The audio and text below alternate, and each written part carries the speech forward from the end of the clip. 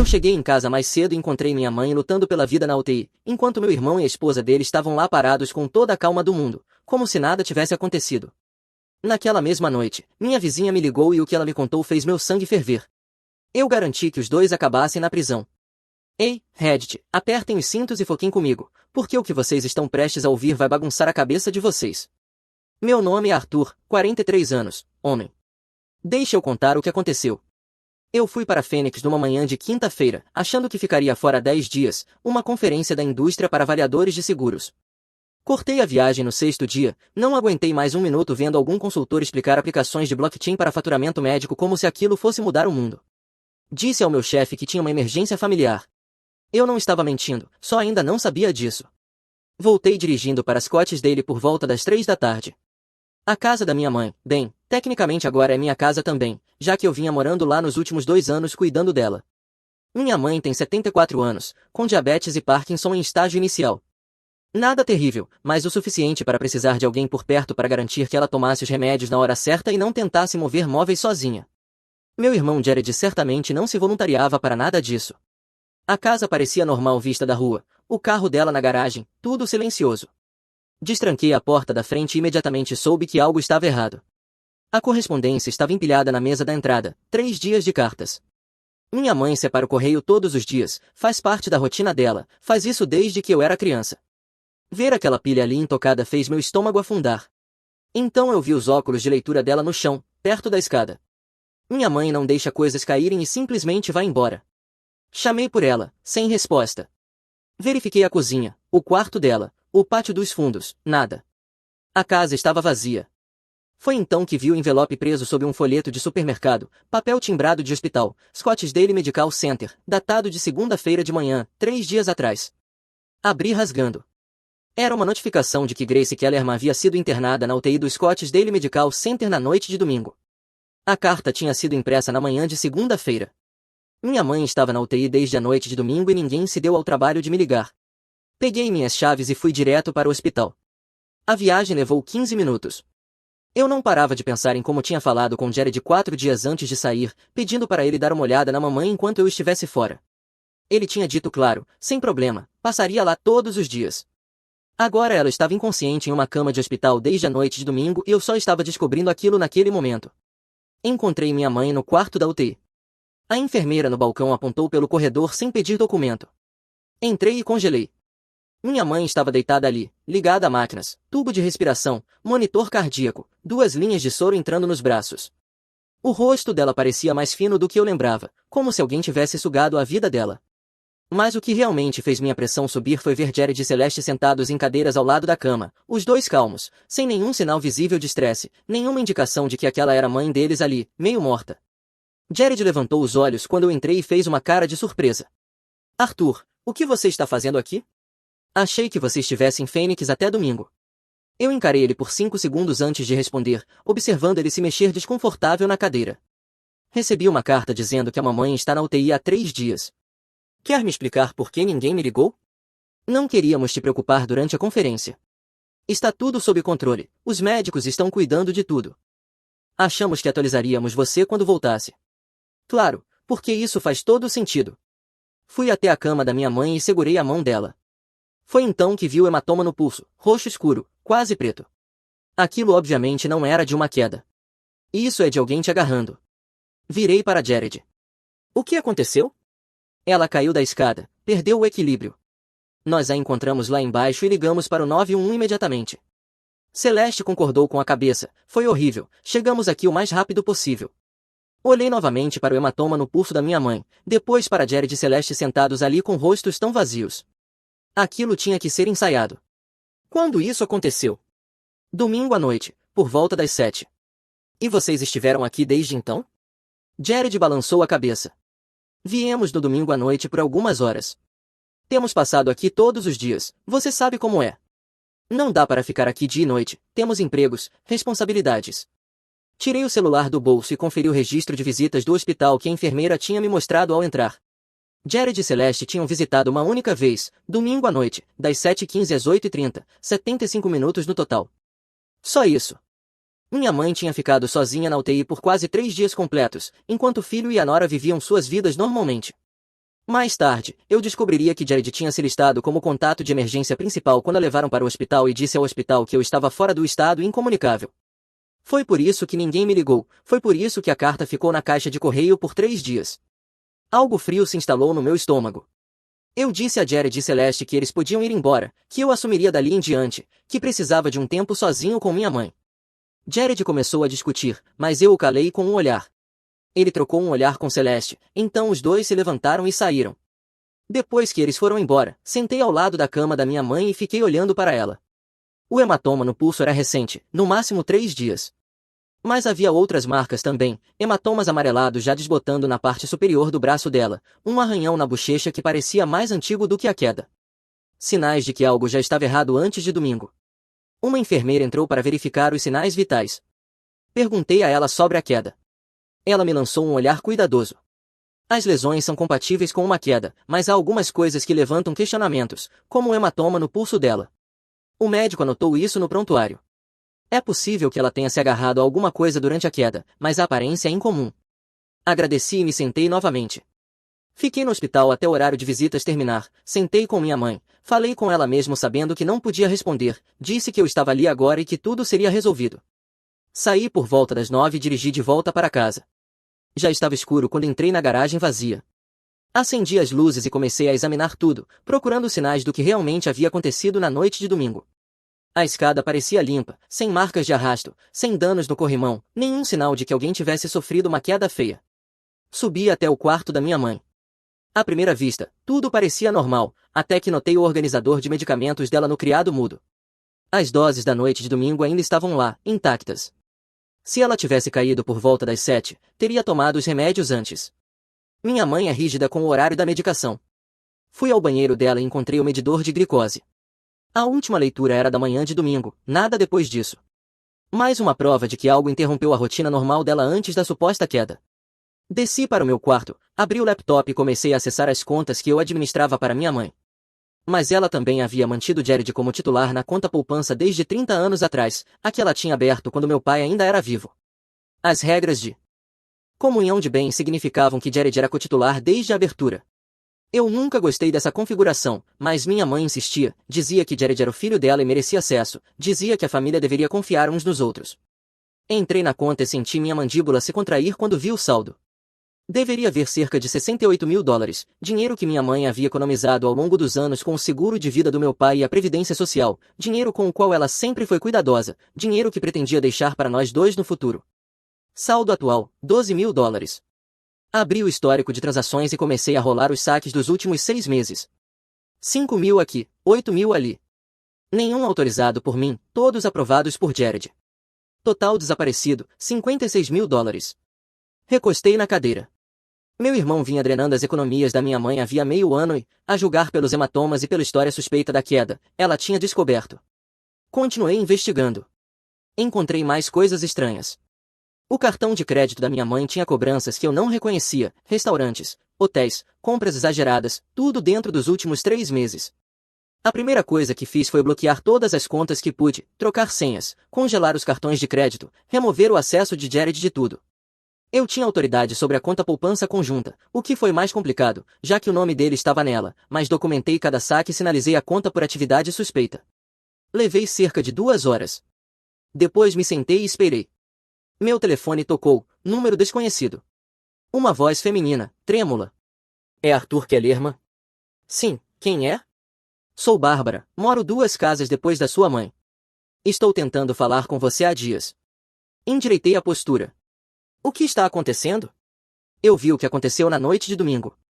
Fiquei com medo de dizer alguma coisa, mas não consigo mais ficar em silêncio. Me conte, Bárbara. Ela respirou fundo e começou a falar.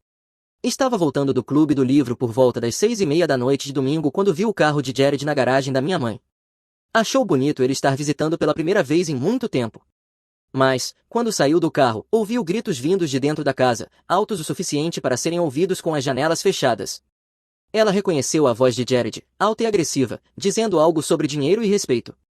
Depois ouviu minha mãe, assustada, implorando para ele parar, para se acalmar, dizendo que eles poderiam conversar sobre aquilo. Bárbara quase foi até lá verificar, mas ficou com medo, não quis se envolver em assuntos de família, não quis piorar a situação. Então, por volta das 7, ela ouviu as sirenes, viu a ambulância chegar, observou os paramédicos levarem minha mãe para fora em uma maca, inconsciente, e viu Jared e Celeste seguirem atrás no carro deles, calmos demais, como se estivessem esperando por aquilo, como se tivessem ensaiado o que fazer em seguida. Bárbara ligou para o hospital no dia seguinte para saber da minha mãe, mas disseram que só familiares podiam receber informações. Ela não tinha meu número. Passou os dias seguintes se sentindo culpada por não ter feito mais. Agradeci a ela e perguntei se estaria disposta a dar um depoimento se fosse necessário. Ela disse que sim, sem hesitar. Depois que desliguei, fiquei sentado no escuro, processando tudo. Liguei para meu amigo Miles, conheço ele desde o ensino médio, advogado criminalista que virou advogado do autor. Ele atendeu sonolento. Eu tinha acordado ele. Isso é melhor ser bom, Kellerman. Preciso da sua ajuda com uma situação familiar, pode envolver acusações criminais. Isso despertou. Estou ouvindo. Contei tudo, a queda suspeita, os hematomas, o dinheiro desaparecido, o depoimento de Bárbara, o comportamento calmo de Jared. Miles ouviu sem interromper. Quando terminei, ele ficou em silêncio por alguns segundos. Você acha que Jared empurrou ela? Acho que aconteceu algo que não foi um acidente. Isso é furto qualificado e agressão, mas você precisa de provas além de registros de transações e testemunho de vizinho. Que tipo de prova? Vídeo, áudio, algo que mostre o que ele fez. Pensei nisso. Talvez eu consiga. Tenha cuidado, você não é policial. Não pode armá-lo. Qualquer gravação precisa ser legal. Entendido. Conversamos sobre estratégia por mais 20 minutos. Miles explicou que se sustentaria no tribunal, o que não, como documentar tudo, como montar um caso que os promotores não pudessem ignorar. Depois que desliguei, comecei a traçar um plano para garantir que Jared e Celeste enfrentassem consequências reais pelo que tinham feito, porque eu não estava interessado em reconciliação familiar, eu os queria algemados. Na manhã seguinte, voltei cedo ao hospital. Encontrei o Dr. Rashid fazendo a ronda e perguntei sobre o estado da minha mãe. Ele me puxou para uma sala de consulta. Sua mãe sofreu um trauma craniano grave, um hematoma subdural. Aliviamos a pressão, mas ela ainda não está fora de perigo. As próximas 72 horas são decisivas. E quanto aos hematomas no pulso dela? O Dr. Rashid abriu o prontuário e me mostrou as fotos. O hematoma no pulso sugere contenção, alguém a segurou com muita força pouco antes da queda. Você acha que alguém a empurrou? Eu sou médico, não detetive, mas já vi casos suficientes para saber quando as lesões não correspondem à história. Eu sinalizei isso no prontuário dela. O serviço de proteção ao adulto foi notificado. Eles deram seguimento? Eles ligaram para o seu irmão. Ele explicou que sua mãe tem Parkinson e às vezes fica confusa. Disse que ela provavelmente se agarrou a ele durante a queda e que ele estava tentando ajudá-la. Eles anotaram isso e encerraram a investigação. Claro que encerraram. Jared era habilidoso, conseguia sair de qualquer situação com aquele ar sincero e o tom razoável. Eu o vi fazer isso a vida inteira. Agradeci ao Dr. Rashid e voltei para o quarto da minha mãe. Fiquei sentado com ela por um tempo, segurando a mão que não tinha hematomas, e disse que eu iria consertar tudo isso. Por volta das 10, meu telefone tocou. Jared. Deixei cair na caixa postal. Ele deixou uma mensagem dizendo que queria discutir o plano de cuidados da mamãe, que queria se encontrar para falar dos próximos passos. Respondi por mensagem que estava ocupado naquele dia e que cuidaria de tudo. A resposta dele veio rápido. Precisamos coordenar, ainda estou nas contas dela, precisamos garantir que as contas sejam pagas. Aí estava. Ele estava preocupado em perder o acesso, preocupado que eu tivesse descoberto o que ele vinha fazendo. Respondi que já estava tudo resolvido e que eu tinha isso sob controle. Passei o resto da manhã na casa, revisando os papéis da minha mãe. Encontrei a pasta de documentos importantes, apólices de seguro, escritura do imóvel, testamento, extratos financeiros. O testamento era de 5 anos atrás, simples, dividia tudo 50-50 entre Jared e eu. Mas, atrás dele, encontrei outra coisa, um documento mais recente, datado de 6 meses atrás, uma carta dizendo que ela queria modificar o testamento, escrita à mão pela minha mãe. Estou mudando meu testamento para remover Jared da herança. Ele está roubando de mim, eu tenho provas. Tenho medo de confrontá-lo. Arthur ficará com tudo. Jared não receberá nada. Não era autenticado em cartório, não tinha valor legal, mas era datado exatamente da época em que os saques começaram a ficar maiores. Tirei fotos de tudo, enviei para um armazenamento em nuvem seguro e fiz cópias. Por volta do meio-dia, meu telefone vibrou com uma mensagem de um número desconhecido. Aqui é a Celeste, precisamos conversar. Encontre-me no Starbucks da Scottsdale Road em 30 minutos. Venha sozinho. Interessante. Respondi que estaria lá. Cheguei 25 minutos depois e encontrei Celeste sentada em uma mesa de canto no fundo, maquiagem perfeita, cabelo arrumado, parecendo que ia encontrar amigas para um brunch. Sentei-me à frente dela. Sem pedir nada, não pretendia ficar muito tempo. Ela me deu um sorriso falso. Obrigada por vir. Eu sei que as coisas estão tensas agora. Eu queria esclarecer tudo antes que isso fique feio. Inclinei-me para trás na cadeira. Vá direto ao ponto, Celeste. O que você quer?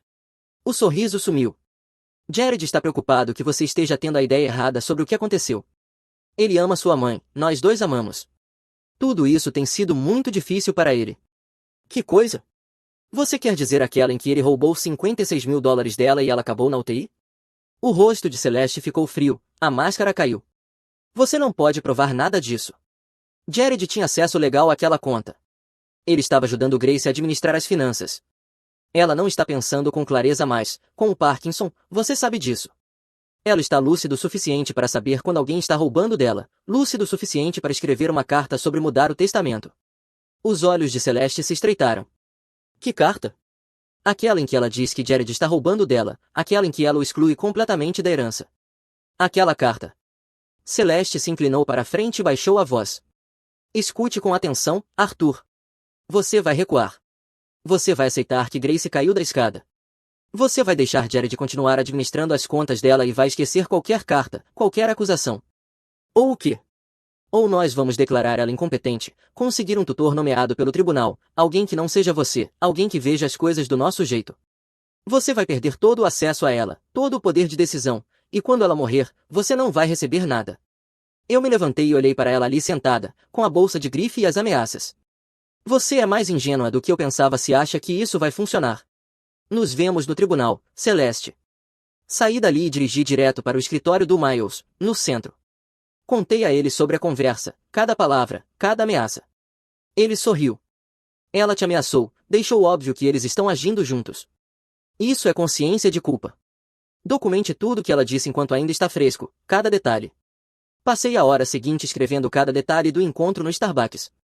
As ameaças de declarar minha mãe incapaz, o plano de me excluir completamente, o cálculo frio nos olhos de Celeste quando ela expôs tudo isso. Miles revisou o texto. Isso é bom, mas precisamos de mais. Precisamos que eles admitam o que fizeram de uma forma sólida, algo que não deixe nenhuma margem. O que você sugere?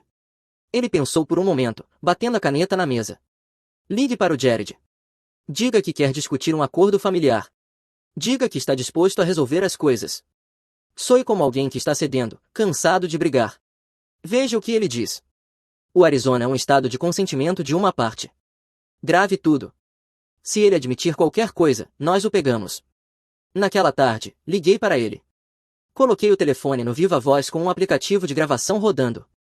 Jared atendeu no segundo toque. Arthur, bom ouvir você. A Celeste disse que vocês conversaram. Sim, ela levantou alguns pontos e eu fiquei pensando. Eu não quero que isso vire uma bagunça legal. A mamãe não gostaria de ver a gente brigando, então estou disposto a tentar resolver alguma coisa. Silêncio do lado dele, pensando. Que tipo de acordo? Você mantém acesso às contas, a gente divide as decisões médicas, e quando ela falecer, dividimos tudo, 50 a 50, como o testamento diz. Sem briga, sem advogados. Mais silêncio. E o dinheiro que eu estive administrando para ela? A Celeste mencionou que você tinha algumas dúvidas sobre isso. Estou disposto a deixar isso para lá, chamar de mal-entendido, desde que estejamos alinhados daqui para frente. A voz de Jared mudou, ficou mais confiante. Isso é inteligente, Arthur, bem maduro da sua parte. Eu estava preocupado que você fosse dificultar as coisas. A verdade é que a mamãe está confusa há meses. Eu venho ajudando com despesas que ela não conseguia mais acompanhar. O dinheiro foi usado para coisas boas, o cuidado dela, as contas. Você sabe como é, certo? Então os 56 mil, isso tudo foi para o cuidado dela? Bem, parte foi para ajudar eu e a Celeste em uma fase difícil, mas a mamãe quis ajudar. Ela disse isso antes de ficar confusa demais para lembrar. Olhei para o Miles sentado à minha frente. Ele estava sorrindo, fazendo um gesto com a mão para eu continuar. E na noite de domingo, quando ela caiu? A pausa de Jared foi mais longa dessa vez. Aquilo foi lamentável. Estávamos conversando sobre as finanças dela, ela ficou chateada, começou a dizer coisas que não faziam sentido, me acusou de roubo. Eu tentei acalmá-la, mas ela ficou mais exaltada, começou a andar em direção à escada. Tentei impedi-la, mas ela se soltou e perdeu o equilíbrio. Então você segurou o pulso dela tentando impedir? Exatamente. Eu estava tentando ajudar, mas ela estava muito alterada, se desvencilhou de mim e caiu da escada antes que eu pudesse segurá-la. Miles assentia, fazendo anotações. Nós tínhamos tudo, uma confissão completa embrulhada em desculpas. Certo, Jared, vamos combinar de nos encontrar esta semana e acertar os detalhes. Parece ótimo. E Arthur, fico feliz que estejamos lidando com isso como adultos. A mamãe ficaria orgulhosa. Desliguei e olhei para o Miles. Isso é suficiente? Isso é uma confissão de furto e agressão causando lesão corporal grave, além de conspiração se conseguirmos ligar as ameaças da Celeste às ações dele. Vou levar isso hoje mesmo ao gabinete do promotor. Quanto tempo até eles agirem? Depende da rapidez deles, mas com uma vítima idosa na UTI e uma confissão gravada, eles vão agir rápido. Voltei ao hospital, sentei com minha mãe e sussurrei que a justiça estava a caminho, e pela primeira vez em dias senti que podia respirar. O gabinete do promotor se moveu rápido, mas não rápido como em série de televisão. Miles me ligou na manhã de sexta-feira e disse que um detetive tinha revisado tudo, a gravação, os registros financeiros, o depoimento da Bárbara, a documentação do Dr. Rashid. Eles queriam me entrevistar pessoalmente. Encontrei a detetive Ana naquela tarde e passei por tudo de novo. Ela fez perguntas detalhadas, tomou notas e gravou meu depoimento. Ela já tinha falado com Bárbara e com o Dr. Rashid, já tinha obtido os registros do hospital. Disse que o caso iria para o gabinete do promotor para revisão até segunda-feira. Na tarde de segunda-feira, Miles ligou. O promotor havia autorizado, eles estavam apresentando as acusações: abuso de idoso, furto qualificado, agressão com lesão corporal grave, conspiração. Os mandados de prisão seriam cumpridos na manhã de terça-feira. Na manhã de terça-feira, eu estava sentado no quarto da minha mãe quando meu telefone começou a explodir: 5 chamadas perdidas do Jared, 3 da Celeste. Ignorei todas. Por volta das 11, Miles mandou mensagem. Feito, ambos sob custódia, audiência de fiança na quinta-feira. Passei o resto da semana no hospital. A condição da minha mãe se estabilizou. Na noite de domingo, Bárbara apareceu no hospital, trouxe flores, conversamos por um tempo. Ela disse que tinha dado seu depoimento completo à polícia e que se sentia culpada por não ter agido antes. Eu disse que ela tinha feito a coisa certa ao falar, que o testemunho dela era importante. Na manhã de quinta-feira aconteceu a audiência de fiança. Miles me ligou depois. Jared e Celeste se declararam inocentes. O juiz fixou a fiança em 75 mil para cada um. Ambos pagaram até o fim do dia. Miles me avisou que eles provavelmente tentariam entrar em contato com minha mãe. Falei com a enfermeira-chefe, expliquei a situação e mostrei a ordem de restrição que o Miles tinha protocolado. Ela fez anotações no sistema. Na semana seguinte, os olhos da minha mãe se abriram. Eu estava sentado ali quando ouvi a respiração dela mudar, levantei o olhar e a vi encarando o teto, confusa, assustada. Levantei-me e segurei a mão dela. Mãe, sou eu, Arthur. Você está no hospital. Você está segura. Ela virou a cabeça lentamente. Arthur, o que aconteceu? Você se machucou, mas vai ficar bem. O Jared estava com raiva, ele me agarrou, eu sei. Você não precisa mais se preocupar com o Jared. Lágrimas se formaram nos olhos dela. Sinto muito, eu deveria ter contado a você antes. Não é sua culpa. Ela apertou minha mão e então voltou a dormir. Alguns dias depois, Celeste apareceu no hospital. Ela conseguiu passar pela recepção antes que a segurança a interceptasse. Ela me viu. Arthur, diga a eles que eu tenho o direito de ver a Grace, ela é minha sogra. Ela também tem uma ordem de restrição contra você, que você está violando neste momento. Um dos seguranças falou no rádio. Precisamos de resposta policial, invasora se recusando a sair. O rosto de Celeste ficou vermelho. Você não pode fazer isso, isso é loucura, somos família. Você deixou de ser família quando ajudou seu marido a roubar uma mulher idosa e colocá-la na UTI. Não foi isso que aconteceu. Jared estava ajudando, ela estava confusa. Você está distorcendo tudo porque quer herança só para você. Dei um passo à frente. Eu gravei o Jared confessando que roubou 88 mil dólares e admitindo que agarrou minha mãe logo antes de ela cair. É ele explicando exatamente o que fez. A boca dela se abriu e se fechou sem som. A polícia chegou 2 minutos depois, conferiu a identidade dela, confirmou a ordem de restrição e disse que ela estava em violação, deu a ela uma escolha, sair voluntariamente ou ser presa por desacato. Ela foi embora, mas o olhar que me lançou ao sair dizia que aquilo ainda não tinha acabado. Voltei para o quarto da minha mãe e a encontrei acordada. Ela tinha ouvido a confusão. Aquilo era Celeste? Sim, ela não vai voltar. Minha mãe ficou em silêncio por um momento. Eu confiei neles, achei que eram boas pessoas. Eu sei, e fico feliz que você não seja como seu irmão. Descanse um pouco, mãe, conversaremos mais quando você estiver mais forte. Ela fechou os olhos.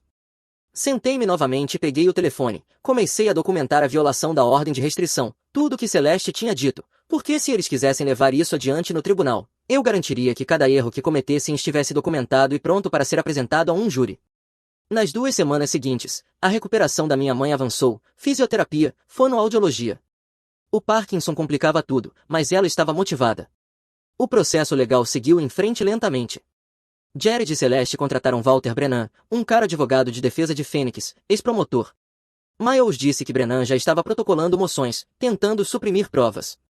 A audiência preliminar foi marcada para 6 semanas depois. Enquanto isso, eu vim analisando as finanças da minha mãe com uma contadora forense que o Miles recomendou, uma mulher chamada Maria Torres. Ela encontrou mais $32.000 em transações suspeitas, cartões de crédito, transferências online, cheques falsificados.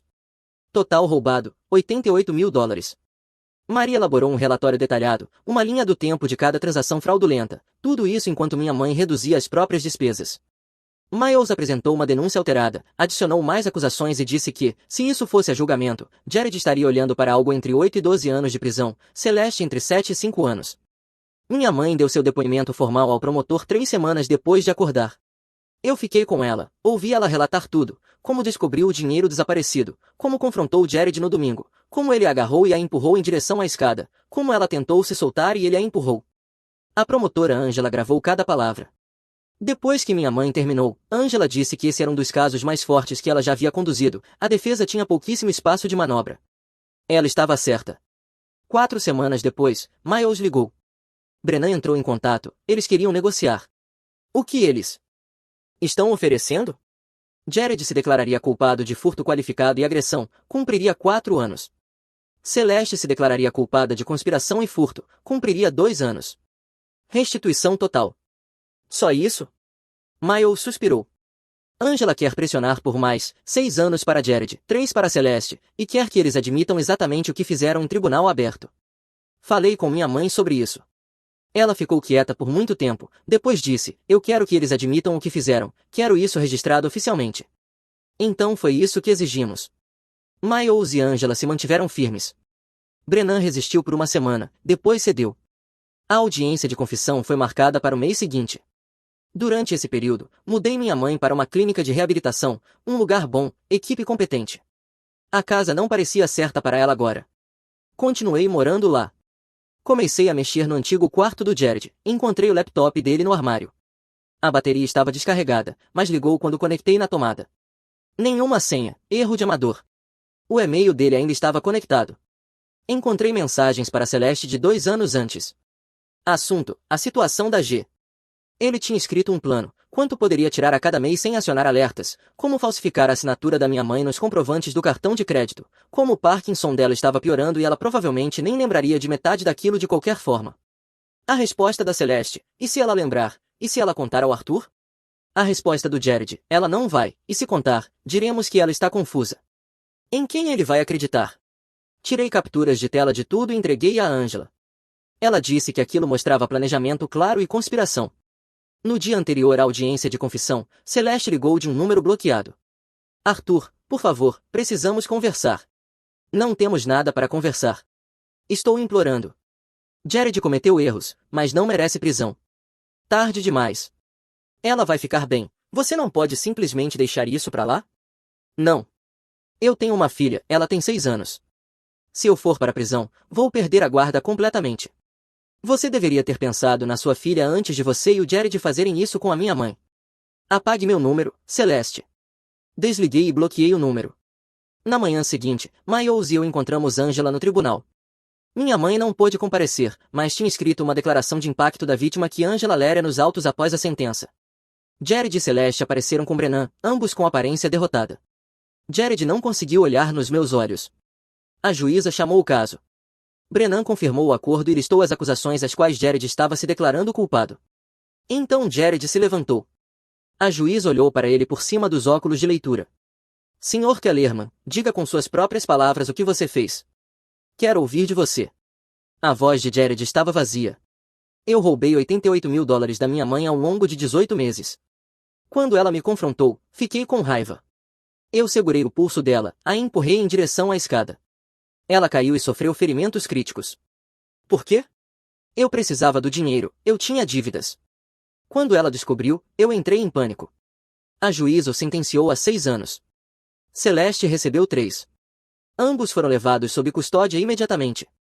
Observei eles serem levados e não senti nada. Angela se aproximou de mim depois. A declaração da sua mãe fará parte do registro permanente. A ordem de restituição está em vigor. Eles devolverão cada dólar com juros. E a ordem de não contato é vitalícia.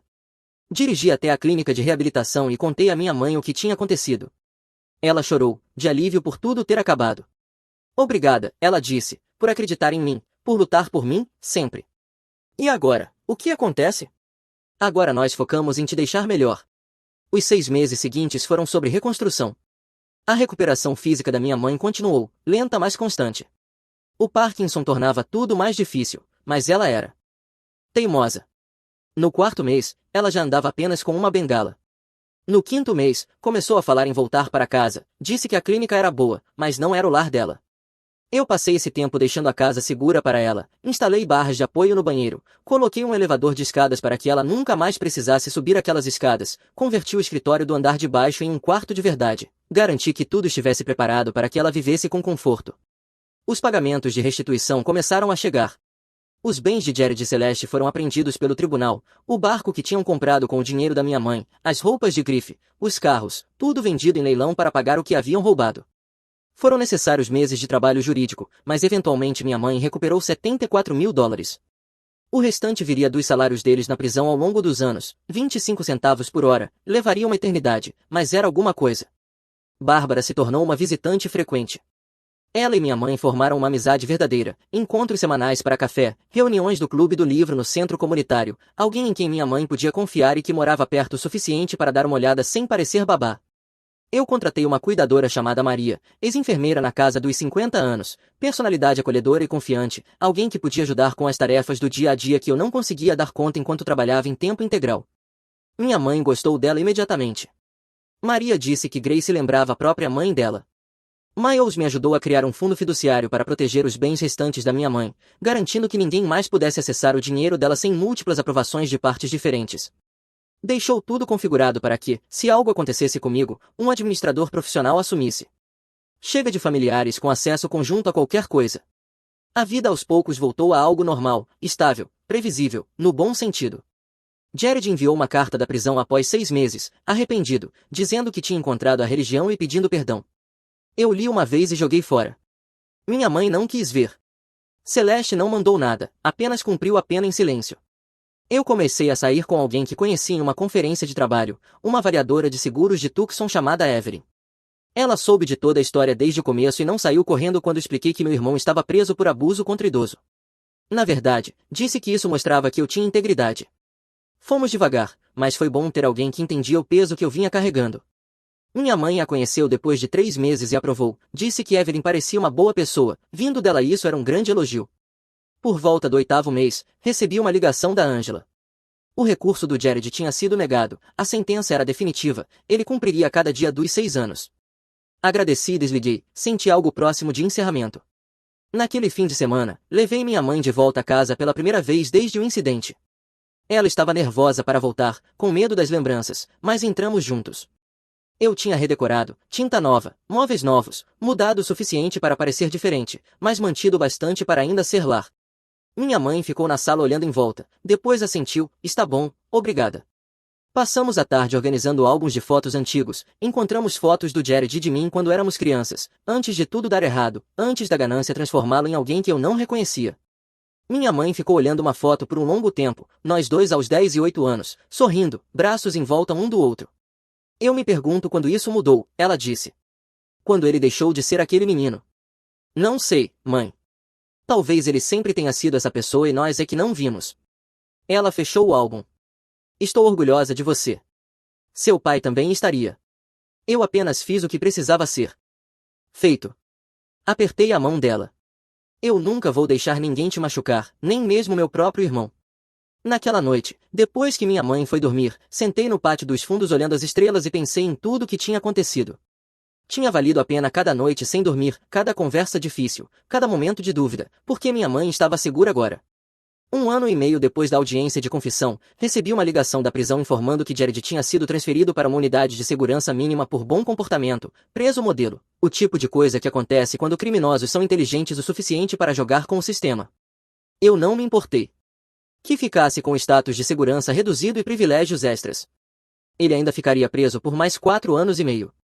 Celeste saiu depois de cumprir 26 meses, ganhou liberação antecipada por bom comportamento e voltou imediatamente para a Califórnia. Soube por conhecidos em comum que ela estava trabalhando em um call center, morando com a irmã em algum apartamento em Sacramento, tentando reconstruir a relação com a filha, que mal se lembrava dela. Eu torcia para que desse certo pelo bem da criança, mas Celeste não era mais problema meu. Minha mãe já tinha voltado totalmente para casa naquela altura. Maria aparecia 3 dias por semana. Bárbara passava todos os dias para ver como estava. Evelyn tinha se tornado uma presença permanente na minha vida, estávamos namorando há mais de 1 ano, as coisas eram sérias, ela praticamente tinha se mudado, minha mãe aprovava.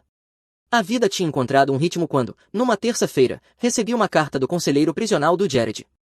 Ele queria participar de um programa de justiça restaurativa, mediação entre vítima e ofensor. O conselheiro disse que o próprio Jared tinha pedido a sessão, queria pedir desculpas à minha mãe pessoalmente. Falei com minha mãe sobre isso. Ela ficou em silêncio por um longo tempo. Não sei se quero vê-lo depois de tudo. Deixe eu pensar.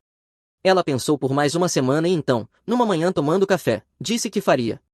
Disse que queria olhar Jared nos olhos e ouvir o que ele tinha a dizer. A sessão foi marcada para 3 semanas depois, realizada no complexo prisional. Miles e eu estaríamos lá como apoio. Quando o dia chegou, dirigimos até a prisão perto de Florence, segurança média. Nos conduziram a uma pequena sala de conferências. Jared foi trazido 5 minutos depois. Ele tinha perdido peso, parecia 10 anos mais velho. Sentou-se à frente de mim e da minha mãe, não fez contato visual no início, manteve as mãos entrelaçadas sobre a mesa. Jared começou a falar, a voz menor. Mãe, eu não espero que você me perdoe. O que eu fiz é imperdoável. A voz falhou. Eu sou um monstro. Me tornei o tipo de pessoa que podia ver a própria mãe cair e pensar em como isso poderia me beneficiar. Sinto muito por tudo. Ele olhou para minha mãe. Você não merecia nada disso. Você foi uma boa mãe e eu retribuí roubando e te machucando. A sala ficou em silêncio. Minha mãe respirou fundo. Jared, eu agradeço por você dizer essas coisas. Espero que seja sincero. Mas preciso que você entenda algo. O que você fez não me machucou apenas fisicamente, você quebrou minha confiança, me fez questionar tudo que eu achava que sabia sobre você. Esse dano não se cura com um pedido de desculpas. Eu sei que não te perdoo. Talvez nunca perdoe. Mas fico satisfeita por você estar assumindo responsabilidade, por admitir o que fez. Isso é mais do que você me deu quando estava tentando encobrir tudo. Jared assentiu, lágrimas no rosto. Agora eu entendo. Sinto muito. Minha mãe olhou para ele por um longo momento. Espero que você use seu tempo aqui para se tornar alguém melhor. Eu vou, prometo. O mediador encerrou a sessão. Jared foi levado para fora. Ficamos sentados por alguns minutos, processando tudo. Perguntei à minha mãe como ela se sentia. Ela disse que ainda não sabia, que precisava de tempo para pensar. Voltamos para casa em silêncio. Minha mãe nunca o perdoou depois disso. Eu não a culpo e, honestamente, eu também nunca o perdoarei. Ele fez as escolhas dele. A vida seguiu em frente de qualquer forma. Se você gostou deste vídeo, por favor clique em inscrever-se, isso ajuda muito o canal e nos ajuda a trazer mais e melhores histórias. Obrigado. Aos 16 anos, minha mãe me expulsou de casa por causa dos novos filhos e do marido dela e me chamou de fedido. Agora que eu sou bem-sucedido, eles apareceram exigindo que eu financiasse a família falida deles, dizendo que eu não tenho o direito de ser rico enquanto eles lutam para sobreviver, então eu fui nuclear. Olá, Reddit. Ser o filho que sua mãe não planejou significa passar toda a infância tentando conquistar um lugar dentro da própria casa. Às vezes, a resposta ainda é não. Eu tenho 33 anos, sou homem, atualmente ganho 140 mil por ano como gerente de projetos sênior em construção comercial, sou dono definitivo da minha casa de 3 quartos, comprei como imóvel retomado pelo banco, reformei tudo sozinho e quitei depois da minha grande promoção. Também quitei minha caminhonete F-150, tenho economias bem guardadas, nada mal para alguém que foi jogado para fora aos 16 anos por não se encaixar na nova família. Minha mãe me teve aos 19 anos. Meu pai biológico desapareceu no segundo em que soube da gravidez, sem apoio, sem nada. Nós morávamos sobre a garagem dos meus avós enquanto ela terminava a faculdade de enfermagem. Ela trabalhava sem parar, mas quem realmente me criou foi meu avô. Ele me ensinou a trabalhar, consertar coisas e a me posicionar. Quando eu tinha 8 anos, minha mãe conheceu Dennis no hospital, um terapeuta familiar com diploma em psicologia, bom dinheiro, boa imagem. Eles se casaram quando eu tinha 11 anos e nos mudamos para a casa colonial de 4 quartos dele. Dennis não era abertamente cruel, ele apenas me tratava como se eu não importasse. Os jantares viraram conversas sobre o futuro deles, nas quais eu recebia um aceno de cabeça e era ignorado. Quando eu tinha 12 anos, minha mãe engravidou de gêmeos, Selan e Avery, e a gravidez foi difícil, então eu comecei a cuidar da casa, lavar roupa, preparar refeições, cortar a grama e manter as notas. Eu achava que ser útil me manteria dentro da família. Os gêmeos nasceram em março e todo mundo enlouqueceu. Parentes apareceram em massa, Dennis tirou folga, a casa virou um modo bebê sem parar e eu basicamente fui apagado. Não foi um apagamento de pais ocupados, foi como se ela tivesse parado de me enxergar completamente. Então eu fiz o que crianças fazem quando acham que amor é algo que se conquista. Tentei mais ainda, notas máximas, tarefas domésticas, ficando quieto, ficando invisível. Acontece que você não consegue se esforçar até ser desejado. Dos 12 aos 16 anos, eu vivi naquela casa, mas mal existia. Quando eu tinha 16 anos e os gêmeos tinham 4, eu já era muito bom em ser invisível. Dennis falava como se Selan e Everon fossem as únicas crianças do mundo. Meus meninos precisavam disso. Meus meninos estavam fazendo aquilo. Nunca as crianças. Nunca a família. Nunca nada que me incluísse. Muito bonito para um cara pago para ajudar famílias a se comunicarem. No meu aniversário, se eles lembrassem, era um cartão presente de posto de gasolina e uma nota de 20 amassada. O aniversário dos gêmeos era uma produção, cama elástica, pintor de rosto, uma horda de crianças em idade pré-escolar destruindo o quintal, Dennis na churrasqueira como se fosse um evento televisionado, minha mãe inundando as redes sociais com seus meninos preciosos. Então eu parei de esperar qualquer coisa. Foquei na escola, trabalhei nos fins de semana em uma oficina mecânica e economizei cada dólar, porque meu instinto dizia que eu precisaria de uma saída. Meu instinto estava certo, eu só não sabia o quão cedo. Numa noite de terça-feira em outubro, durante meu terceiro ano do ensino médio, cheguei em casa do meu turno na oficina por volta das 6 horas. Minha mãe e Dennis tinham ido a algum evento de trabalho, ela tinha mencionado isso naquela manhã. A babá que eles costumavam contratar cancelou em cima da hora, então decidiram que eu era velho o suficiente para cuidar dos gêmeos por algumas horas. Foi a primeira vez que confiaram isso a mim e, surpreendentemente, eu estava ansioso, achei que talvez fosse um sinal de que estavam começando a me ver como parte da família novamente. Os gêmeos estavam assistindo desenhos quando cheguei. Parecia tudo bem, tudo normal. Por volta das 7h30, Everon começou a ficar irritado. Depois Selan também começou, os dois chorando, dizendo que queriam a mãe. Eu tentei de tudo, ofereci lanches, liguei o programa favorito deles, sugeri que construíssemos algo com os blocos. Nada funcionou, eles só choravam cada vez mais alto. Selan estava entrando numa crise completa, daquele tipo em que a criança não consegue recuperar o fôlego. Eu o peguei no colo, segurando-o no quadril do jeito que eu tinha visto minha mãe fazer centenas de vezes, balancei um pouco e disse que estava tudo bem, que a mamãe chegaria logo, só tentando acalmá-lo antes que ele passasse mal. Foi quando ouvi a porta da frente abrir. Minha mãe e Dennis entraram e a cena que eles viram foi eu segurando Selan enquanto Everon chorava no sofá. Antes que eu pudesse explicar, antes que eu pudesse dizer qualquer coisa, o rosto da minha mãe mudou de preocupação para fúria em cerca de meio segundo. Ela atravessou a sala rapidamente e arrancou Selan dos meus braços. A criança se assustou e começou a chorar ainda mais. O que você fez com eles? Ela exigiu, examinando Selan como se eu tivesse machucado ele. Nada, eles só queriam você, eu estava tentando acalmá-lo. O tapa veio do nada, forte o suficiente para fazer minha cabeça virar de lado e meu ouvido começar a zunir. Eu fiquei ali parado, atordoado, levando a mão ao rosto. Nunca mais toque neles, ela sibilou. Dennis se colocou entre nós e eu vi algo na expressão dele que fez meu estômago afundar. Não era preocupação, nem confusão, era nojo. Por que você tocaria nos meus filhos? A voz dele estava fria, clínica, o mesmo tom que ele provavelmente usava com pacientes. Ele já tinha decidido. O que há de errado com você? Eles estavam chorando, eu só estava tentando. Você deveria apenas vigiá-los, não colocar suas mãos neles. Ele se aproximou, invadindo meu espaço. Eu sabia que isso tinha sido um erro. Sabia que não podíamos confiar em você perto deles. Algo dentro de mim se rompeu, 4 anos sendo invisível, sendo tratado como se eu não importasse, e agora isso. Eu o empurrei, não com força, apenas o suficiente para tirá-lo da minha frente. Afasta, eu não fiz nada de errado. Dennis agarrou minha camisa e me puxou para perto. Seu fedido pedacinho de lixo, você colocou suas mãos imundas no meu menino. Chega, Dennis, tira ele daqui, disse minha mãe com a voz tremendo de raiva. Tira ele desta casa agora. Vocês são loucos, eu disse, olhando para os dois. Eu estava cuidando deles como vocês pediram, eles ficaram chateados, eu estava tentando ajudar. O rosto da minha mãe se contorceu em algo feio. Ninguém jamais vai te amar, você vai morrer sozinho e miserável. E você vai merecer isso. Essas palavras bateram mais forte do que o tapa. Eu apenas encarei ela, essa mulher que deveria ser minha mãe, e não vi nada além de ódio. Dennis me arrastou em direção à porta e disse para eu pegar minhas coisas e sair, que eu tinha 20 minutos antes que ele chamasse a polícia e dissesse que eu o agredi e fiz algo inapropriado com aqueles meninos.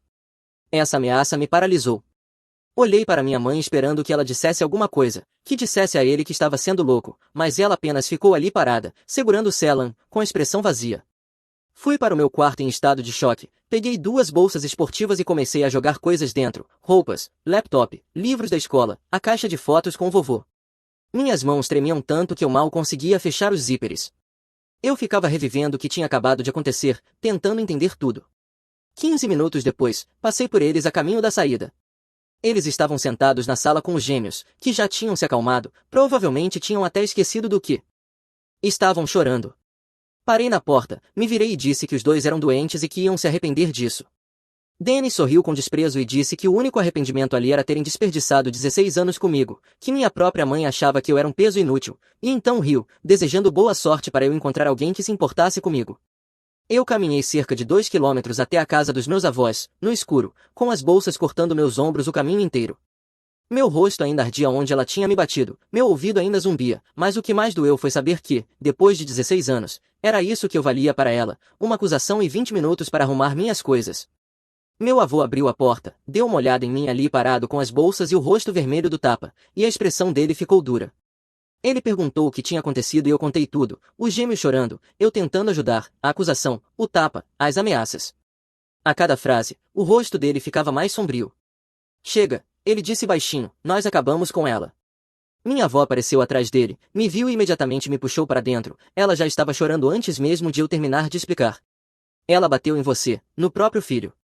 Ela fez a escolha dela, disse meu avô, colocando a mão no meu ombro, e nós fizemos a nossa, você é nosso agora, não só por esta noite, para sempre. Naquela primeira noite, no quarto de hóspedes, olhando para o teto, algo mudou dentro de mim. Eu tinha acabado com ela, acabado de esperar que ela lembrasse que eu existia, acabado de esperar que ela me escolhesse. Era só eu agora e, honestamente, foi bom saber exatamente onde eu estava. Meus avós não me deram apenas um teto e comida, eles foram à guerra por mim. Em 2 dias, meu avô contatou um advogado sobre a guarda. Minha mãe assinou voluntariamente os papéis de custódia temporária sem nem pedir para falar comigo antes, provavelmente para evitar o conselho tutelar ou a polícia investigando o que realmente tinha acontecido naquela noite. No fim da semana, eu estava legalmente sob os cuidados deles. Eles cortaram contato com ela completamente. Meu avô queria registrar um boletim de ocorrência sobre as ameaças de Dennis, mas o advogado aconselhou contra, disse que garantir a custódia primeiro era prioridade e que uma situação de palavra contra palavra poderia se arrastar ou fazer minha mãe contestar a guarda. Era melhor me manter seguro do que lidar com consequências naquele momento. Depois, eles mudaram os testamentos, pararam de atender as ligações dela e disseram que ela estava morta para eles. Quando parentes perguntaram o que tinha acontecido, meu avô contou a verdade. Ela bateu no nosso neto, expulsou ele de casa e o acusou de coisas que não fez para justificar isso. Acabou. Nos 2 anos seguintes, eu trabalhei de 20 a 25 horas por semana na loja de ferragens local. Esse dinheiro cobria material escolar, roupas e gasolina para o carro velho que meu avô tinha me passado. Minhas notas caíram de notas máximas para principalmente BS, mas ainda assim terminei com uma média de 3,6. Bom o suficiente. Minha mãe permaneceu em silêncio, nenhuma mensagem, nenhuma ligação, nada em aniversários, feriados ou formatura. Eu só ouvia falar dos carros novos deles, das grandes festas dos gêmeos, das viagens de fim de semana para a praia. Engraçado como as preocupações com comportamento inapropriado desapareceram no segundo em que eu deixei de ser um peso financeiro para eles. No último ano do ensino médio, fui aceito em algumas faculdades, mas mesmo com bolsas eu precisava de empréstimos, o que significava um fiador adulto. Comentei isso no jantar com meus avós e minha tia Gil não hesitou, disse que assinaria como fiadora. Eu tentei argumentar, mas ela cortou na hora. Ela tinha me visto ralar desde que fui expulso e não ia deixar eu perder a faculdade por causa da minha mãe. A faculdade foi brutal. Trabalhei em empregos no campus, fiz turnos noturnos de fim de Semana em um armazém, peguei bicos, aprendi sozinho o básico de CAD e fazia desenhos como freelancer para pequenos empreiteiros. Dormir era opcional. Minha mãe continuou em silêncio. Eu ocasionalmente via postagens da família perfeita através de parentes e, por fim, bloqueei ela. Não era meu hobby. 4 anos depois, convidei Gil para a formatura. Ela chegou cedo e comemorou como se a vitória fosse dela também. Minha mãe nem sabia que eu estava me formando, eu não contei. Depois da formatura, consegui um cargo inicial como coordenador de projetos em uma empresa de construção comercial, a 2 horas de distância, começando com 38 mil por ano. Me mudei para um estúdio minúsculo, vivi de forma econômica e trabalhei como se meu emprego fosse a única coisa mantendo as luzes acesas. Aprendi tudo, peguei tarefas extras e continuei evoluindo. Por volta da metade dos meus 20 anos, eu já tinha pago a maior parte dos empréstimos e começado a economizar de verdade. Aos 26, encontrei uma casa de 3 quartos retomada pelo banco que precisava de trabalho, consegui por um preço baixo e passei noites e fins de semana reformando tudo sozinho. Tudo que meu avô tinha me ensinado finalmente valeu a pena. Fiz uma hipoteca pequena para fechar o negócio, mas as parcelas mensais eram administráveis. No fim dos meus 20 anos, eu tinha economias reais e aquela casa decente, em grande parte reformada. Minha mãe e eu continuamos sem contato. Então, por volta dos 30, fui promovido a gerente de projetos sênior e saltei de 75 mil para 140 mil. O aumento foi enorme. Em 3 anos, quitei completamente a hipoteca e aumentei ainda mais minhas economias. Mantive isso em silêncio. A única pessoa a quem contei foi Gil. Ela mencionou isso em uma reunião de família, esperando que talvez isso quebrasse o gelo. Foi isso que acendeu o pavio. Cerca de uma semana depois do deslize da Gil, ouvi uma batida na minha porta no fim da tarde de um sábado. Eu não estava esperando ninguém, olhei pelo olho mágico e vi minha mãe e Denis parados ali. Eu não via nenhum dos dois havia mais de uma década e não conseguia pensar em um bom motivo para estarem na minha porta naquele momento. Abri a porta devagar, mas não dei passagem nem os convidei para entrar. Eles me empurraram e entraram na minha casa sem esperar convite. Denis foi direto ao ponto. Ouvi falar da sua promoção, demorou bastante para você conseguir fazer algo da sua vida. Nenhum oi, nenhum como você tem estado, apenas um insulto disfarçado de elogio. Minha mãe se adiantou antes que eu respondesse. Sela e Everon precisam de ajuda com as despesas da faculdade, as coisas ficaram apertadas recentemente, como você está indo bem agora, achamos que você poderia ajudar. Fiquei ali parado por um longo momento, processando. Depois de mais de uma década de silêncio, depois de tudo o que fizeram, eles tiveram a audácia de aparecer e exigir dinheiro. A cara de pau dessas pessoas. Cruzei os braços, me apoiei na parede, completamente calmo. Vocês têm cerca de 30 segundos para sair da minha casa antes que eu faça vocês saírem. Denis zombou, não seja dramático, você ganha bem agora, sem esposa, sem filhos drenando seus recursos, está claro que você tem dinheiro sobrando aí, pare de fingir que não pode ajudar seus próprios irmãos. Eu ri sem humor, meus irmãos? Essas crianças não têm nada a ver comigo. Vocês deixaram isso muito claro quando me expulsaram e ameaçaram mentir para a polícia sobre mim. Lembra disso? O rosto da minha mãe se fechou. Ah, ótimo, pobre de você. Tomamos uma decisão difícil quando você era mais novo, supere isso de uma vez. Olha para você agora, acabou ficando bem. Sim, eu disse ficando mais frio, apesar de vocês dois, não por causa de vocês. Eu passei pela faculdade sem nenhuma ajuda de vocês, fiz acontecer apesar de vocês. Então vou deixar isso bem simples para os dois. A resposta é não. Nem $1, nem $1. Vocês não vão receber nada de mim. Denis deu um passo à frente, tentando usar o tamanho dele para me intimidar. Talvez você devesse nos agradecer. Se não tivéssemos te empurrado para fora, você provavelmente não estaria onde está hoje. Nós te fizemos um favor. O mínimo que você pode fazer é ajudar sua família quando precisamos. Eu me endireitei, encarei os olhos dele diretamente e não recuei um centímetro. Agradecer vocês? Você acusou seu enteado de comportamento inapropriado com crianças para justificar expulsá-lo de casa. Você ameaçou mentir para a polícia. Fez aquelas crianças pensarem que eu tinha machucado elas quando eu estava tentando ajudar. E agora quer que eu salve a família perfeita de vocês? Essa é boa. A voz da minha mãe ficou afiada. Você está sendo egoísta. Eu te criei sozinha, trabalhei feito louca para te manter vivo. Agora você tem tudo e estamos pedindo um pouco de ajuda para seus irmãos. Você deve pelo menos isso a eles. Eu não devo nada a eles, eu disse com firmeza. Você fez escolhas específicas sobre mim, decidiu que eu não valia seu tempo, sua atenção ou seu dinheiro. Isso é responsabilidade sua. Eu não vou colocar minha vida em pausa nem arriscar meu dinheiro por crianças que você convenceu de que eu era perigoso de se ter por perto. Essa lógica não fecha, fecha? Se eu era uma ameaça tão grande naquela época, por que você iria querer que eu ajudasse eles agora? O rosto de Dennis ficou vermelho.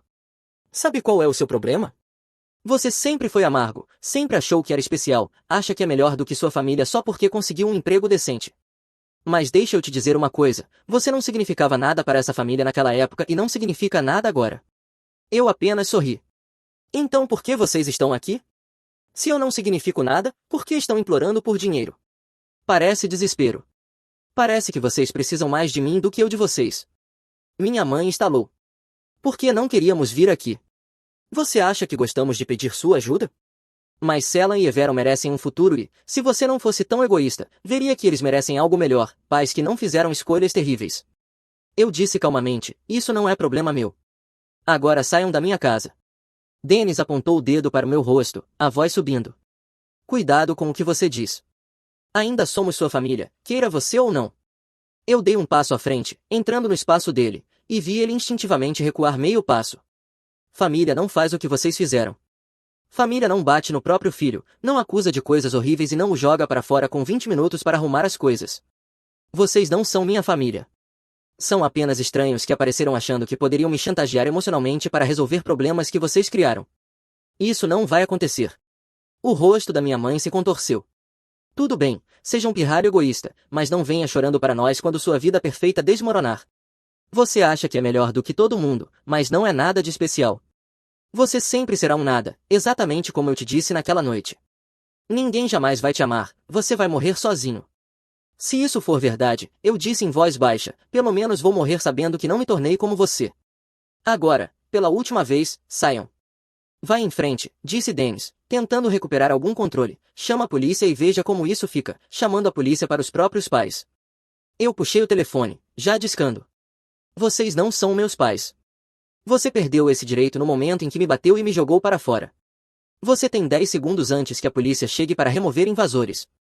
Minha mãe segurou o braço de Dennis e sibilou que isso não tinha acabado, dizendo que eu iria me arrepender e que todo mundo iria ver que tipo de pessoa eu realmente era. Não, eu disse, mantendo a porta aberta com o telefone ainda no ouvido, todo mundo vai ver que tipo de pessoas vocês realmente são, eu prometo. Eles foram embora. Eu passei meu endereço ao atendente. E expliquei a situação. Eles enviaram um policial para registrar a ocorrência. Eu documentei tudo. Aquela conversa não foi apenas satisfatória, ela me disse tudo o que eu precisava saber. Eles apareceram achando que poderiam me manipular, me culpar e me intimidar. Em vez disso, deram de cara com um homem que passou mais de uma década se construindo como alguém que eles não podiam tocar, alguém que não precisava da aprovação, do amor ou do reconhecimento deles, alguém que finalmente estava pronto para ir nuclear. Achei que aquele confronto seria o fim disso, mas eu deveria saber que eles não desistiriam tão facilmente. Algumas semanas depois, fiquei sabendo por colegas de trabalho preocupados que minha mãe tinha aparecido no meu escritório. Eu tinha tirado um dia de licença médica, o que provavelmente me poupou de uma cena ainda pior, mas, segundo o que me contaram, ela entrou marchando no saguão do nosso prédio comercial com acesso controlado, exigindo em voz alta falar comigo e, quando a segurança informou que eu não estava lá, ela se recusou a sair, começou a gritar sobre obrigações familiares, sacrifícios e sobre como eu era ingrato, ficando agressiva a ponto de a segurança do prédio ter que escoltá-la fisicamente para fora e para longe da propriedade. Vários colegas presenciaram tudo. Foi constrangedor demais.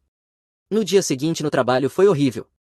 Eu pedi desculpas a todos que tinham visto aquele pesadelo, fui direto ao RH, expliquei a situação e pedi que incluíssem o nome dela na lista oficial de pessoas proibidas de entrar nas instalações da empresa, com a foto arquivada junto à segurança do prédio.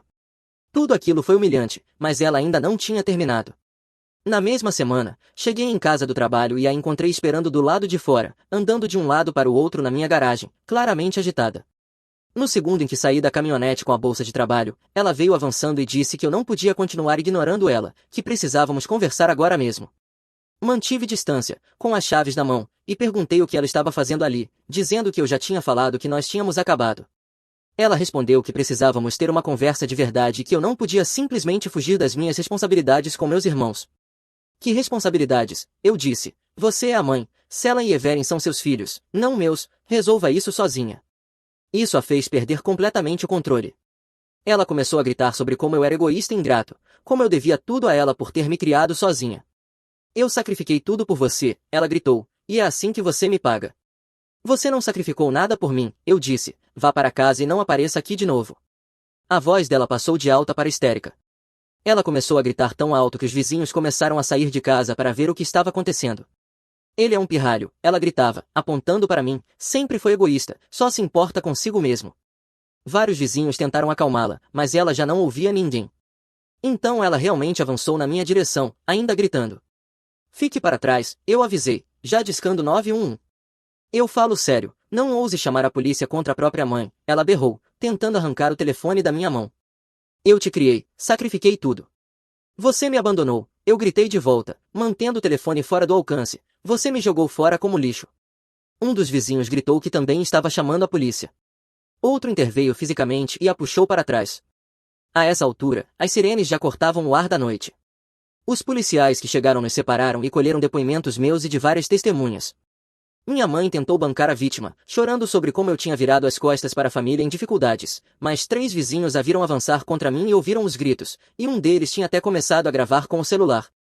Os policiais não a prenderam, trataram como uma disputa familiar, nos separaram. Deram uma advertência severa a ela, documentaram tudo e me disseram que eu deveria pedir uma ordem de restrição se aquilo continuasse, a resposta clássica para chamadas domésticas. Eles registraram o boletim e foram embora. Ela ficou sentada no carro no fim da rua por mais 1 hora antes de ir embora. Mas aquele incidente foi o empurrão que eu precisava, porque enquanto ela estava sentada no carro naquela noite, eu estava dentro da minha casa tomando uma decisão. Era hora de descobrir exatamente por que eles estavam realmente quebrados e garantir que todo mundo soubesse a verdade. Na manhã seguinte, tirei folga do trabalho e fui à delegacia pedir a ordem de restrição, com base no incidente no local de trabalho e na agressão na minha garagem. O policial que tinha atendido a ocorrência na noite anterior tinha registrado um relatório detalhado com depoimentos de testemunhas, o que ajudou a agilizar o processo. Mas antes da audiência, eu fiz minha lição de casa e quis saber exatamente o que tinha destruído as finanças deles. 2 enfermeiros ganhando um dinheiro decente não passam de confortáveis a desesperados da noite para o dia. Comecei pela licença profissional de Dennis. Registros públicos são públicos por um motivo. O site do Conselho Estadual de Licenciamento tinha tudo detalhado. Licença suspensa enquanto aguardava investigação, denúncia formal apresentada por 3 ex-clientes, violações éticas, incluindo relacionamentos duplos inapropriados e violações de limites. E a rescisão inadequada de relações terapêuticas. Os detalhes eram clínicos, mas devastadores. Continuei investigando e encontrei os processos civis. Em seguida, Dennis estava sendo processado por 2 ex-pacientes por sofrimento emocional e negligência profissional. Um caso envolvia ele desenvolver um relacionamento pessoal com um cliente vulnerável e depois encerrar abruptamente a terapia quando a situação ficou complicada. Outro envolvia ele aceitar um cliente enquanto, ao mesmo tempo, mantinha um relacionamento social com o ex-cônjuge desse cliente, violações éticas básicas que qualquer terapeuta do primeiro ano sabe evitar. Mas piorou.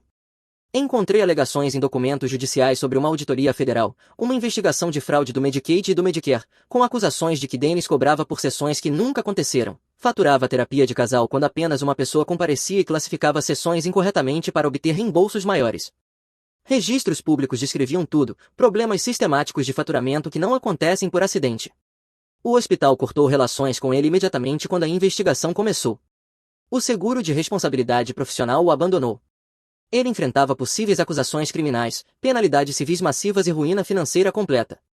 O homem que ganhava a vida dizendo às pessoas como consertar suas vidas não conseguia seguir a ética profissional básica. A hipocrisia era quase engraçada, se não fosse tão patética.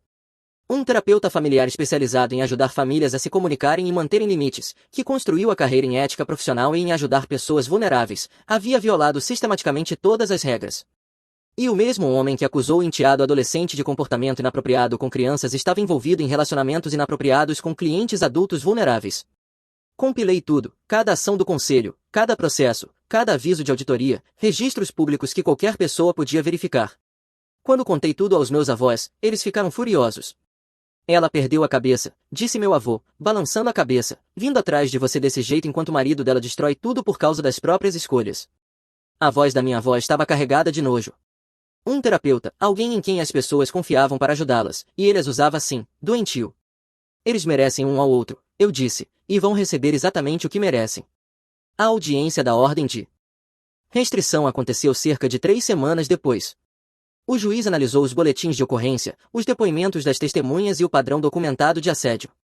Minha mãe apareceu com uma história sobre ser uma mãe preocupada, tentou as lágrimas, mas as provas falaram mais alto do que a atuação dela.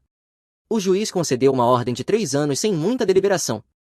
Depois que a ordem entrou em vigor, o assédio direto parou. Não houve mais aparições no meu trabalho ou na minha casa. Mas ela encontrou desvios. Começou a me ligar de números diferentes. Bloqueei todos. Mandou cartas para minha casa, que foram direto para minha pasta de documentação. Fez parentes entrarem em contato em nome dela, com mensagens dizendo que ela só queria conversar e resolver as coisas. Cortei isso imediatamente. Disse que não tinha interesse em reconciliação e que precisavam parar de repassar mensagens dela. A maioria dos familiares recuou depois disso. Ela ainda tentou aparecer na casa dos meus avós algumas vezes, exigindo que eles me fizessem criar juízo. Meus avós a enfrentaram duramente todas as vezes, mandaram ela embora e disseram para nunca mais voltar. Quando ela se recusou pela terceira vez, meu avô chamou a polícia ele mesmo. Deram a ela uma notificação por invasão e lembraram sobre a ordem de restrição.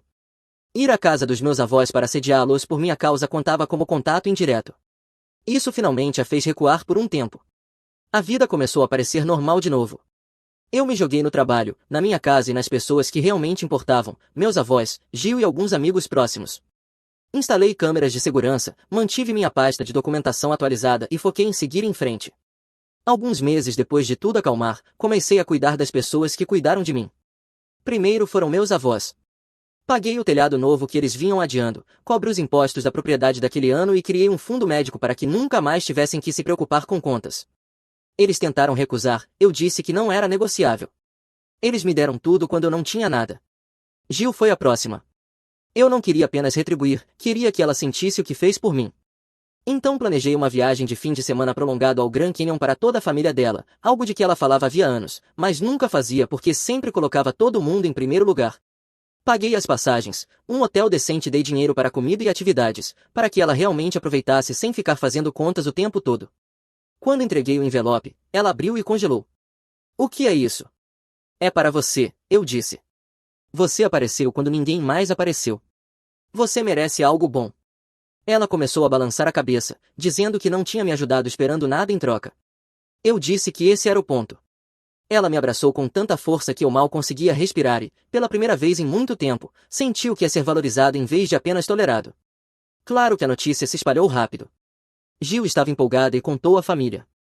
Em poucos dias, isso chegou à minha mãe e ela perdeu completamente o controle. Começou a ligar de novos números, deixando mensagens de voz cada vez mais descontroladas sobre como eu podia pagar férias e presentes, mas não a faculdade dos meus irmãos, me acusando de esfregar meu sucesso na cara dela e perguntando como eu podia dar dinheiro a qualquer outra pessoa enquanto a família estava passando dificuldades. Cada mensagem foi direto para a pasta de documentação.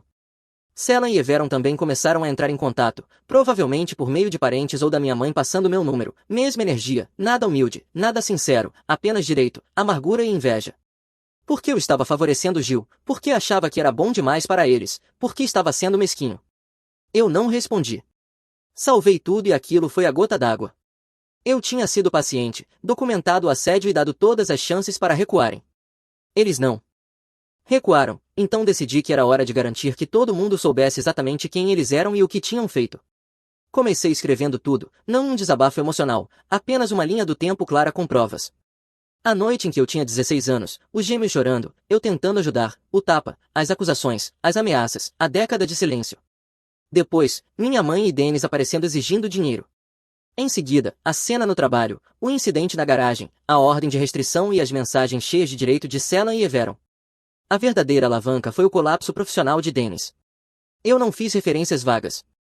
Incluí links dos documentos do Conselho Estadual de Licenciamento mostrando a licença suspensa, trechos editados das denúncias éticas mostrando o padrão de violações de limites e relacionamentos duplos, e anexei links para os processos civis e a investigação de fraude. Tudo registro público, tudo verificável. A história praticamente se escreveu sozinha. Um terapeuta familiar obcecado por ética e limites, violando as regras por anos. O mesmo cara que acusou o enteado adolescente de comportamento inapropriado e depois o expulsou com ameaças. E quando as consequências chegaram, eles foram atrás de dinheiro do filho que descartaram. Eu não publiquei isso publicamente. Isso teria sido confuso. Enviei diretamente para os familiares que importavam e para aqueles com quem minha mãe vinha buscando simpatia, meus avós, irmãos, primos, pessoas-chave da família estendida. Cada afirmação respaldada por documentos, registros públicos e capturas de tela. Anexei uma única nota. Como a confusão aqui, segue a linha do tempo com documentação, tirem suas próprias conclusões. A reação foi imediata, porque drama familiar real não é um filme.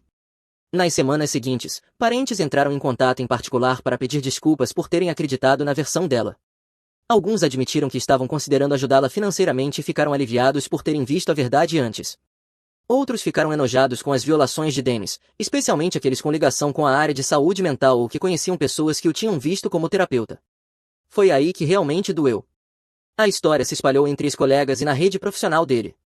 A reputação que ele passou a vida polindo não apenas rachou, ela desmoronou. Ele passou de profissional respeitado para aquele terapeuta. Alguns parentes mais velhos tentaram bancar mediadores, com os discursos habituais de perdão, lealdade familiar e culpa. Eu cortei isso imediatamente. Disse que apreciava a preocupação, mas que a conversa estava encerrada. Eles podiam ter qualquer relação que quisessem com ela. Eu tinha acabado. Depois disso, tudo se espalhou em silêncio, ligações privadas, conversas paralelas, pessoas formando suas próprias opiniões. A rede de apoio da minha mãe começou a encolher. Gil me contou que parentes pararam de retornar ligações, inventavam desculpas quando ela tentava marcar algo ou simplesmente sumiam. Os primos que antes ajudavam com dinheiro e favores, de repente tinham seus próprios problemas. Minha mãe tentou alegar que eu tinha forjado tudo e que ela era vítima. Não colou. Relatórios policiais são relatórios policiais. Documentos judiciais são documentos judiciais, ações do Conselho de Licenciamento são registros públicos. As mensagens de voz dela e as mensagens de Selan e Evelyn foram salvas palavra por palavra. O padrão era óbvio. Selan e Evelyn tentaram defendê-la no grupo de família, o que só piorou tudo, porque as pessoas conseguiam ver o mesmo tom arrogante e cheio de direitos que eu já tinha incluído. Eles soaram exatamente como eram, crianças criadas acreditando que o apoio lhes era devido, confusas sobre por que o irmão que nunca foi tratado como família não iria bancá-los. A melhor parte foi ouvir vários parentes dizerem que estavam perto de ajudar financeiramente minha mãe e os gêmeos antes de verem o dossiê. Depois que viram, essas portas se fecharam de vez. Ela vinha explorando a família em busca de dinheiro, e eu acabei com esse plano. As consequências não foram uma explosão dramática, foi simplesmente o fim. Convites pararam, as pessoas estavam ocupadas, o círculo habitual dela se afastou lentamente. Então a situação de Dennis piorou ainda mais. Um dos processos civis foi a julgamento. O depoimento expôs anos de violações éticas e comportamento manipulador com clientes vulneráveis, incluindo o uso da posição profissional para iniciar relacionamentos inapropriados. Ele perdeu feio. A indenização foi grande o suficiente para que tivessem de vender a casa, a colonial de 4 quartos que ele havia herdado e nunca pago. Eles acabaram em um apartamento de 2 quartos, em uma parte pior da cidade. Minha mãe passou a trabalhar em turnos dobrados para cobrir aluguel e honorários legais. Selan e Evelyn estavam trabalhando em fast food, porque queimaram conexões tentando conseguir oportunidades melhores, e estar ligados a um terapeuta desmoralizado não ajudava. Depois que enviei a documentação, tive cerca de 8 meses de silêncio. Nenhum assédio, nenhuma manipulação, nada. Achei que finalmente tinha acabado. Então, numa sexta-feira fria no fim de novembro, cheguei na minha garagem depois do trabalho e notei um carro estacionado do outro lado da rua. No início não dei importância, vizinhos recebem visitas, mas ao sair da caminhonete vi minha mãe sentada no banco do motorista, observando minha casa, apenas ali parada, sem sair, sem se aproximar, apenas observando. Peguei minha bolsa de trabalho, entrei pela garagem e fechei a porta. Abri o aplicativo das câmeras de segurança no celular. Ela ainda estava lá. 10 minutos se passaram, 30 minutos, ainda lá. Liguei para a linha policial de não emergência e expliquei a situação. Alguém contra quem eu tinha uma ordem de restrição estava estacionado em frente à minha casa há mais de meia hora. Ela estava logo fora do limite de 500 pés especificado na ordem, mas eu queria que ficasse registrado. O atendente enviou um policial para verificar. 15 minutos depois, uma viatura chegou. Assisti pelo monitor enquanto o policial se aproximava do carro dela. Eles conversaram por cerca de 5 minutos. Eu não ouvia o diálogo, mas via ela gesticulando, provavelmente explicando que estava sentada em uma rua pública. O policial veio até minha porta. Saí para a varanda. Ela diz que só quer falar com você, afirmou, diz que é importante, que não tem mais ninguém a quem recorrer, perguntou se você estaria disposto a ouvi-la. Olhei além dele para o carro e vi minha mãe me encarando com um olhar desesperado que eu nunca tinha visto antes, não as lágrimas manipuladoras de antes, apenas cansaço e desespero. Não, eu disse de forma direta. Ela teve anos para conversar, várias chances de fazer isso de outra forma. Ela fez as escolhas dela. O policial assentiu e disse que era meu direito. Ela estava fora do limite de 500 pés, então tecnicamente não estava violando a ordem, mas ele avisaria que eu não tinha interesse e que ela precisava deixar a área. Ele voltou ao carro dela, mais conversa. Vi ela afundar no banco e cobrir o rosto com as mãos. O policial continuou falando, provavelmente explicando que ela precisava ir embora. Por fim, ela ligou o carro, mas antes de sair, desceu. O policial se moveu imediatamente para interceptá-la, mas ela não se aproximou da minha casa. Apenas ficou ao lado da porta do carro, olhando para mim do outro lado da rua. Por favor, ela chamou, a voz falhando, só 5 minutos. Perdemos tudo, Dennis não pode trabalhar, Selan e Eva não conseguem terminar a faculdade, estamos prestes a ser despejados, precisamos de ajuda. O policial se posicionou entre nós e mandou que ela voltasse para o carro. Você fez isso, ela continuou, a voz aumentando apesar dos avisos do policial. Você virou todo mundo contra nós, destruiu nossas vidas porque é amargo por decisões tomadas anos atrás. Somos família, você deveria ajudar. Fiquei ali na varanda, completamente calmo, e deixei que ela terminasse. O policial ficou mais firme, avisando que aquele era o último aviso antes de chamar reforço e prendê-la. Quando ela finalmente parou para respirar, eu falei, com a voz controlada, atravessando a rua. Eu não poderia me importar menos. O rosto dela desabou. Desculpa, eu sinto muito, eu estava errada. Por favor, estou implorando, nos ajude. Isso são só palavras, eu disse. Você teve mais de uma década para pedir desculpas. Escolheu o silêncio, escolheu só me procurar quando queria dinheiro, escolheu me assediar quando eu disse não. Você não pode chamar isso de família. O policial a conduziu fisicamente de volta para o carro. Ela chorava agora, dizendo algo sobre erros, sobre ainda ser minha mãe, perguntando como eu podia ser tão sem coração quando eles estavam perdendo tudo. Senhora, entre no carro agora ou vai para a cadeia, disse o policial com firmeza. Ela finalmente entrou, ficou sentada por alguns segundos me encarando, lágrimas escorrendo pelo rosto, e então foi embora devagar.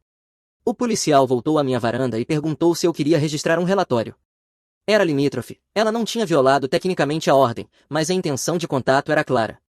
Sim, eu disse, registre. Quero isso documentado. Ele assentiu, anotou meu depoimento e foi embora. Voltei para dentro, tranquei tudo, peguei o celular e mandei mensagem para Gil. Mamãe apareceu do lado de fora da minha casa hoje à noite.